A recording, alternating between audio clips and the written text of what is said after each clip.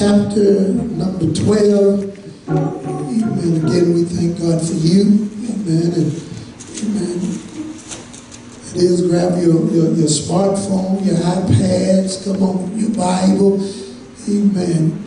Whatever we want you to, amen, hear, see the word of God in 1 Corinthians chapter number 12. When you have it indicated by saying amen, amen. We want to begin reading at verse number, amen, 12, and we're going to stop at the 14th verse.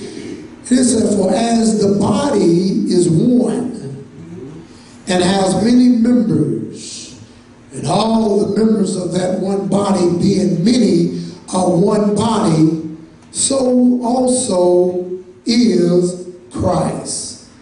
For by one Spirit are we all baptized unto one body, whether we be Jews or Gentiles, whether we be bond or free, and have been all made to drink into one Spirit. Verse number 14, for the body is not one member, but many.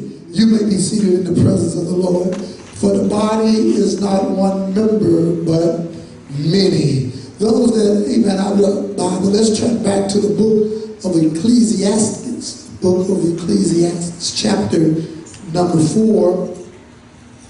Amen. The book of Ecclesiastes, chapter number 4. Amen. It can be found in the Old Testament scriptures. Amen. Praise God. My mind served me. I think it's after Proverbs. Amen. Or it's before Psalms. I don't know. After Proverbs. Amen. In Ecclesiastes chapter number 4. Thank you, Lord Jesus. Y'all gonna help me preach? Amen. Amen. Ecclesiastes chapter number 4. And we're going to read verses 9 through 12. It says, two are better than one, because they have a good reward for their labor. For if they fall, the one will lift up his fellow. But woe to him that is alone when he falleth. For he has not another to help him up. Again, if two lie together, then they have heat. But how can one be warm alone? And if one prevail against him, two shall withstand him. And a threefold cord is not quickly broken. And if one prevail against him, two shall withstand him, and a threefold cord is not quickly broken. Amen. Fourth subject, amen, we're going to use for a thought, amen, this morning. We are a team. We are a team. And for a subtopic, I preached it the last year around this time. Amen. We preach from the subject, amen, huddle up. And I just want to use that for a subtopic. It's time to huddle up. It's time to huddle up. By looking at our text today, it's very interesting that, amen, when we become students of the Word of God, that we will understand it is in the book of 1 Corinthians that now Paul writes to the church at Corinth. Those that study your Bible will understand that Paul, amen, established this church during one of his missionary journeys after he was commissioned, amen, by God, amen, to go into the Gentiles and to proclaim Christ.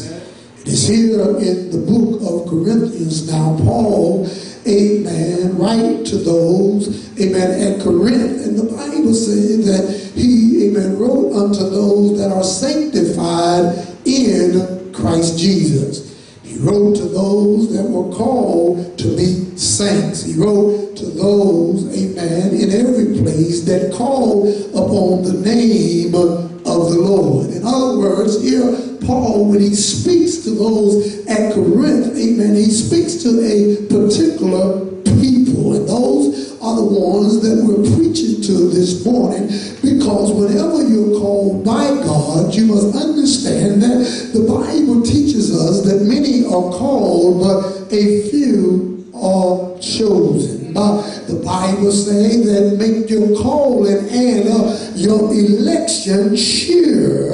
The Bible suggests to us that, amen, God in his foreknowledge, the Bible declares that he predestinated us, and whom he called, he justified, and whom he justified, he glorified.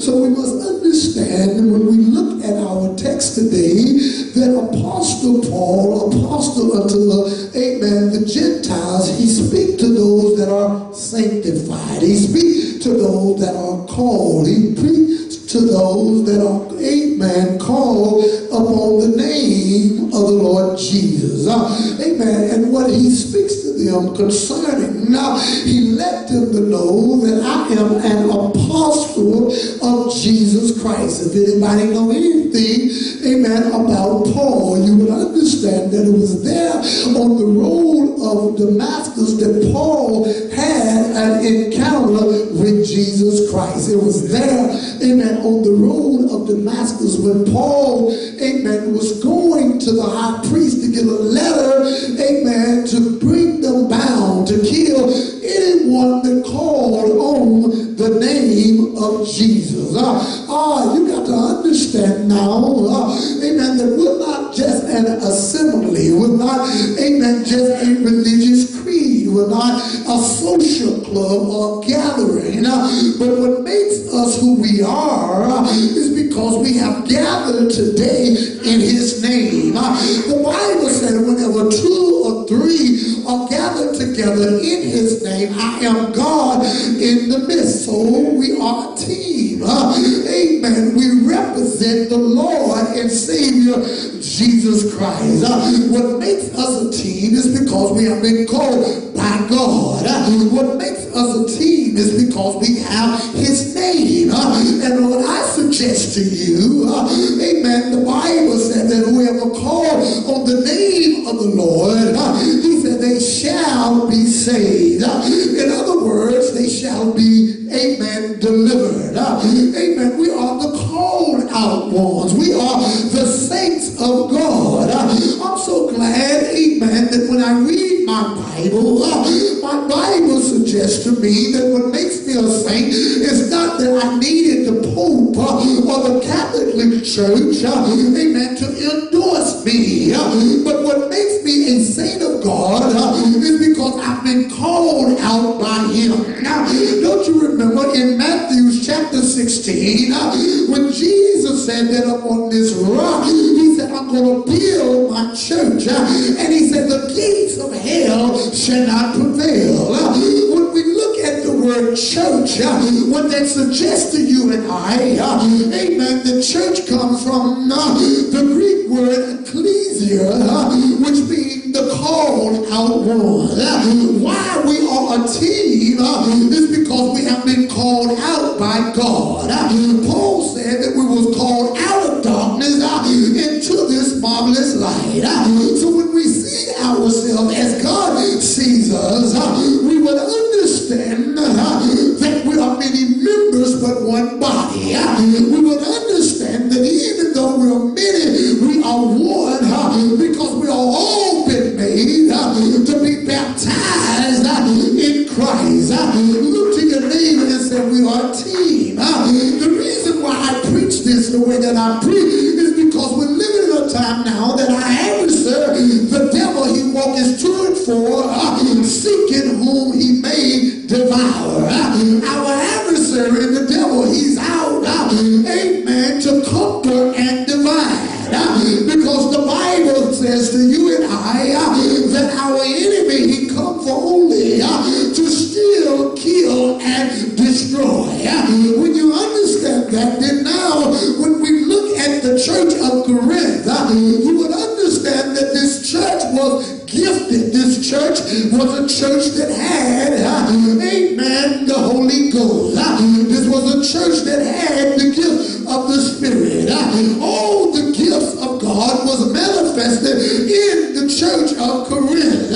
But amen, when you will study the 1 Corinthians and 2 Corinthians, you will understand not only was this church blessed of God, but this was also a church that had problems. Look to your neighbor and say that there's no perfect church. That's why I had to come to Christ. That's why I had to give Jesus my life.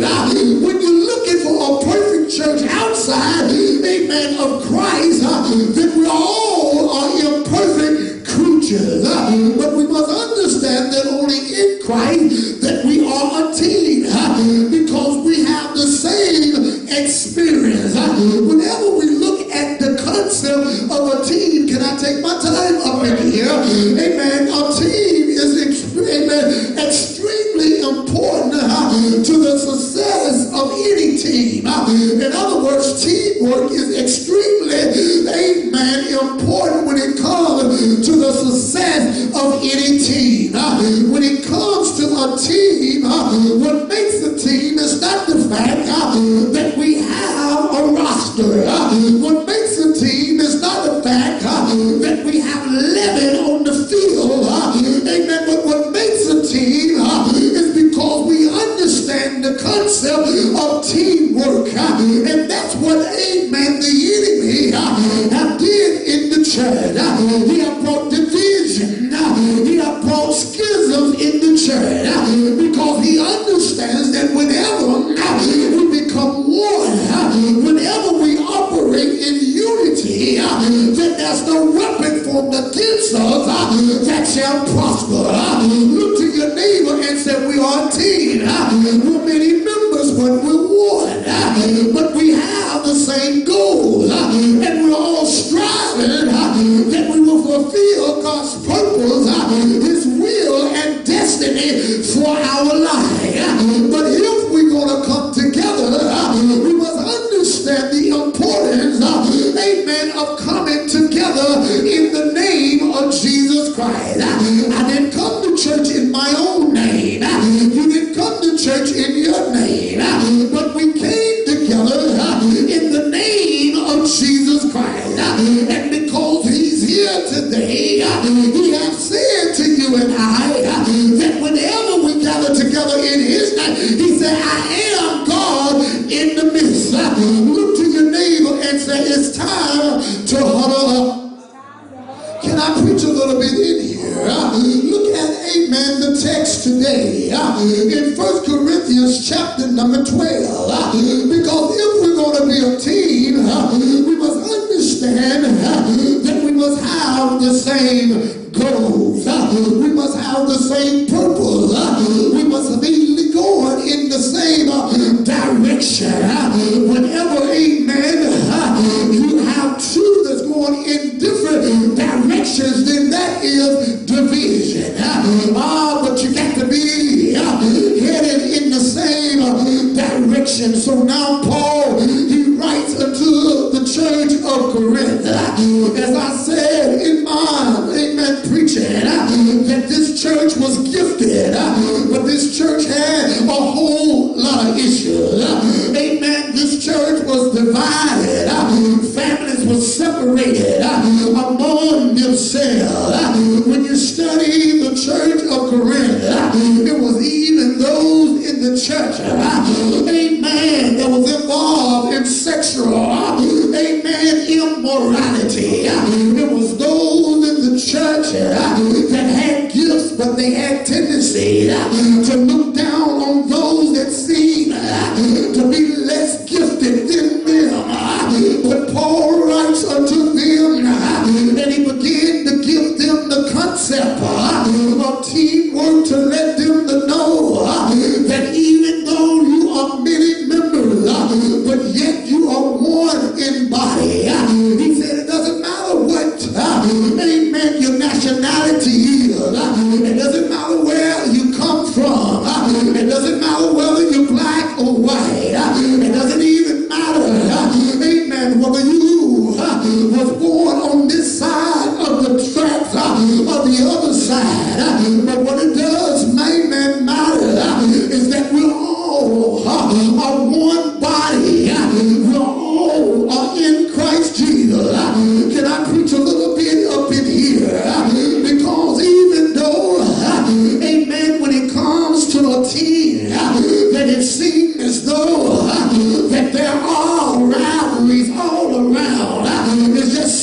about when we come together.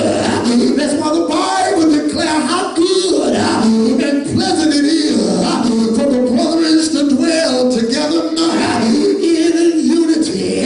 So now Paul deals with division and he deals with schisms within the body of Christ. And verse number 13 declares, for by one Spirit are we all baptized unto one body, and whether we be Jew or Gentile, or whether we be born or free, we have been all made to drink of one Spirit. And that's why I'm so glad to tell you today, amen, that we are a team. And we're not a team today because we have our natural, amen, separate individual team that we cheer for on, amen, Saturday evening. But what makes us a team in the church is because we all been made to be baptized, amen, unto him.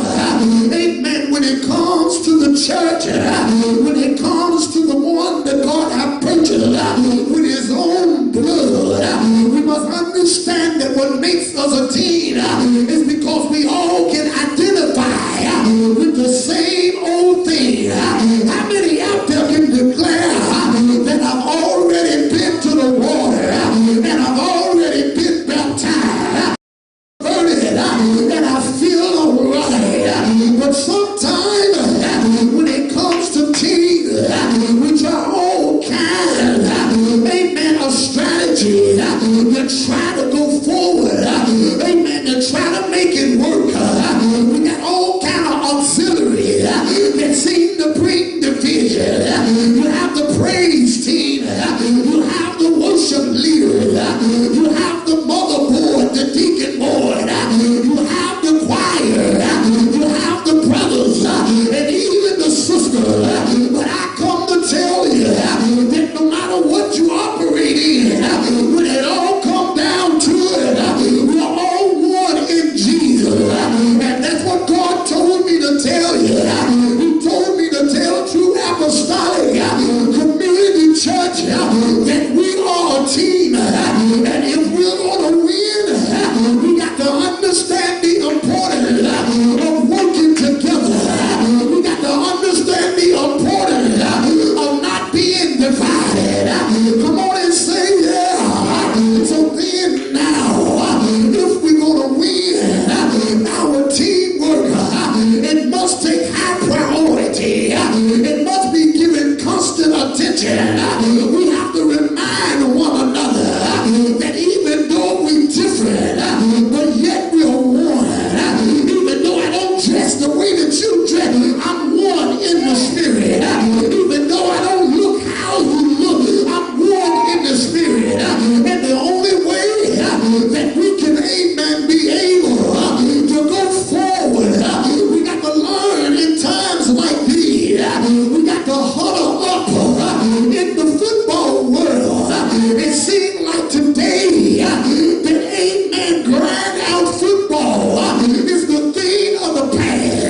Everybody want to run the spread. Everybody want, amen, to run, amen, a quick offense. But one thing about a quick offense, good God Almighty, you might be fast on the first week. You might even last for 6 weeks. But the longer you play the game, eventually injuries will come and take over, amen, the team. That's why the church got to get back to the place to realize that you just can't get it overnight. You just can't get it as quickly as you desire to have it. I come to tell you that if you want to give God what he wants, you got to go through the process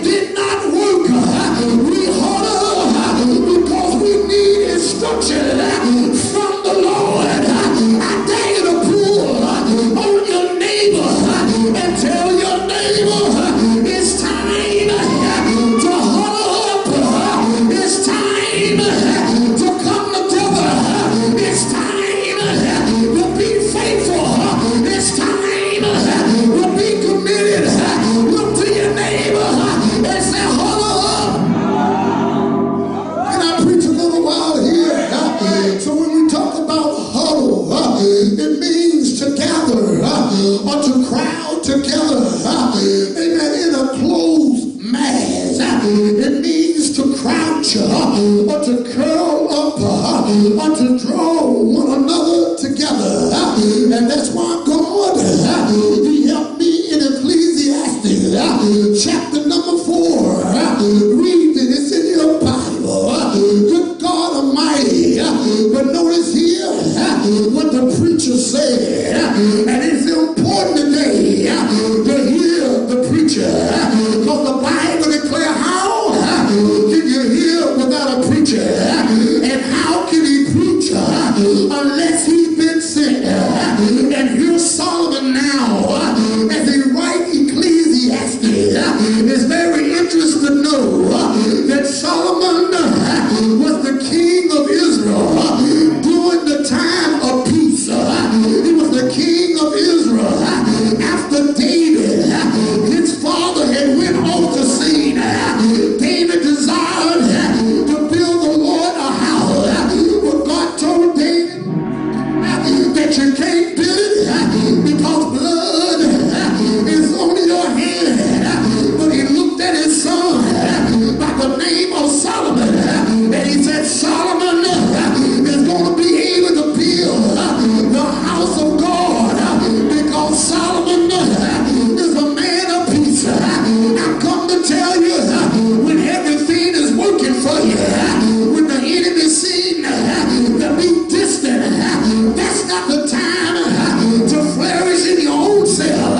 That's not the time to spurge the anointing, but that's the time to huddle up. That's the time to come together. Because in Ecclesiastes chapter number 4, it said 2 is better than 1. It said because they have a good reward for their labor in the church. Amen. 2, amen. I put 1, I put 1,000, but 2, I put 10,000. Is there anybody out there that have made up in your mind that no longer do I want to be alone?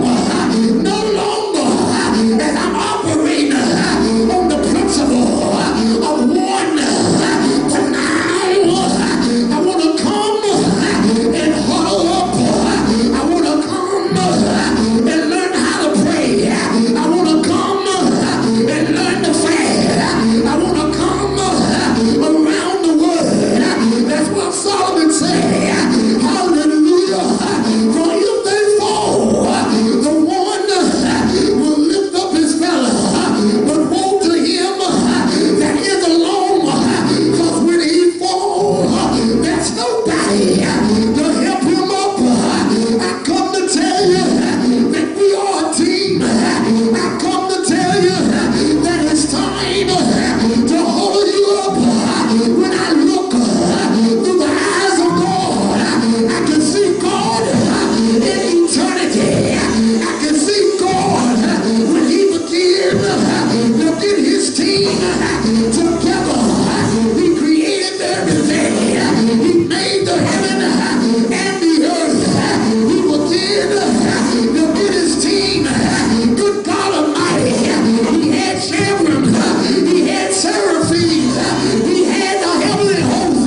But one rose up by the name of Lucifer, disrupt the team of God.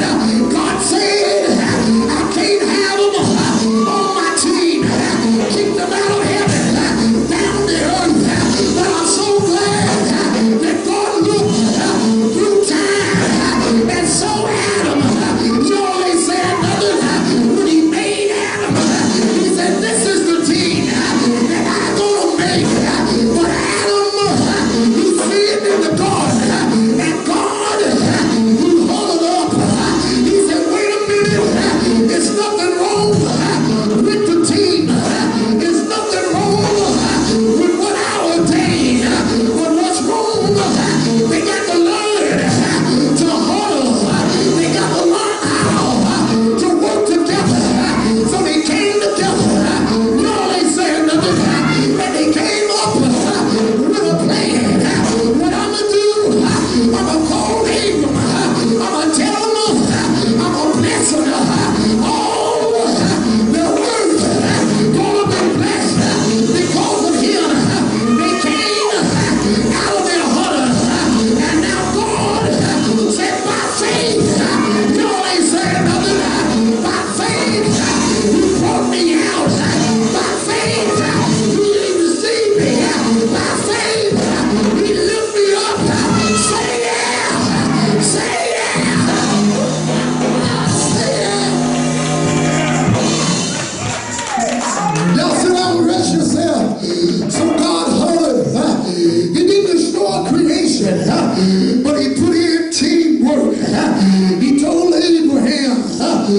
to leave your father's house. And amen, I take you to a land that is flowing with milk and honey. And we know the story, how that Abraham, he had Isaac. And the Bible says that the promise shall be in Isaac. He only said nothing. And out of Isaac, he had Jacob. Good God Almighty. And now, division in the strife trying to come in. Because the Bible says that when Jacob and Esau was in the womb, good God of Rebekah, that something was going on, that she inquired of the Lord. And the Lord said, you have two nations on the inside, but the younger, the elder, should serve the younger. Y'all ain't saying nothing, but here go God, get ready to put his team together. Y'all ain't saying nothing, but God said, if they gonna win, they got to learn how to huddle up. They can't win with a hurried up offense. They can't win with bad coaching, but they need somebody that will teach them the way of holding it. They need somebody that will understand the process. I come to tell true apostolic that we are a team, and if one will change 1,000, two will change 3. Tell your neighbor nothing wrong with the church, nothing is wrong with the preaching, but it's time to huddle up. It's time to come together. Say yeah, say yeah.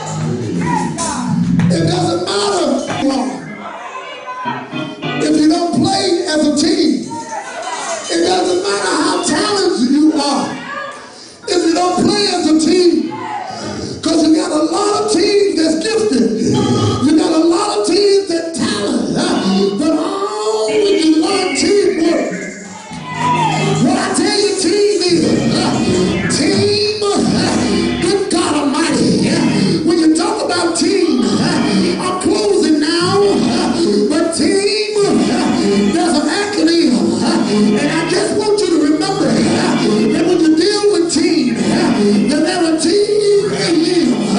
When you deal with the team, team means together. E means everyone. A means achieve. And it'll mean more. When you work as a team, you'll be together. And everyone will achieve more. When you work as a team, it'll be more anointing, more blessing, more manifestation, more miracles, more jobs, more healing, more miracles. Our God is a God of more. I come that you might have life, and you might have it more abundant, more in the bank account, more in the refrigerator, more in the church, more in the heart, more in the spirit, more in the soul, more.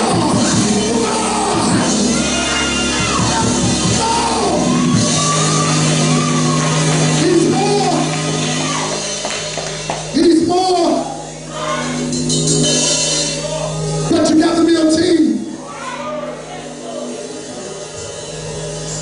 Seattle Seahawks, their chemistry was so good, they grabbed Percy Harvin. Come on now. He was gifted in talent. He even helped them to win the Super Bowl. Y'all ain't saying nothing. But after he won the Super Bowl, Percy Harvin thought he was more than everybody else. Y'all got to get this. That the Seahawks traded him to the Jets. Y'all know that. You know that's torture to go to the Jets. That's my team. But my point is this. The organization said, before I allow one person to disrupt what we got, y'all ain't saying that. See, y'all got to get that. It just takes one act of disobedience. It just takes one rebellious spirit. It just takes one jealous heart. Y'all ain't saying nothing. He said, get them out. Hallelujah. Now you see the fact. Because the Seattle Super funny. And that Seahawks that is. They're not the team that they were before disruption came. But I come to tell you, true apostolic community church, if we hold up, we'll be the team that God called us. If we come together, if one fall, the other pick them up. Y'all ain't saying nothing. Y'all ain't saying nothing. If one fall, the other will pick them up. I got the clue. But why did I get up? Because I learned how to come together. I learned how to be one. One Lord, one faith, one baptism, one God that is in you all and to you all. Grab your neighbor and say, we are one.